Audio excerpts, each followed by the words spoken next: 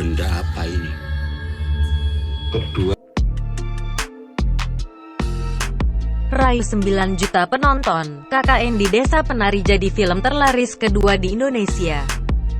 Film KKN di Desa Penari sukses memikat hati para penonton, dilansir dari Tribun News.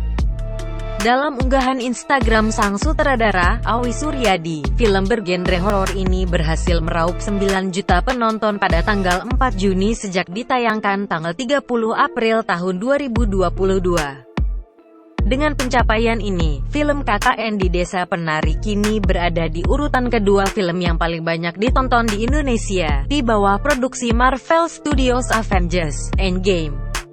Diketahui Avengers Endgame dirilis pada 2019 dan disaksikan lebih dari 11,24 juta penonton. Hingga kini, film tersebut menjadi yang paling banyak ditonton di Indonesia. Namun tak menutup kemungkinan, bila KKN di Desa Penari akan mengalahkan jumlah penonton Avengers Endgame di Indonesia. Sebab film yang diproduseri Manoj Punjabi itu, saat ini masih tayang di beberapa bioskop tanah air.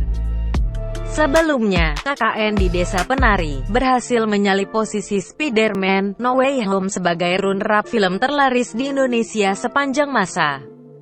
Spider-Man No Way Home saat ini berada di urutan ketiga film terlaris sepanjang masa di Indonesia dengan jumlah penonton 8,4 juta.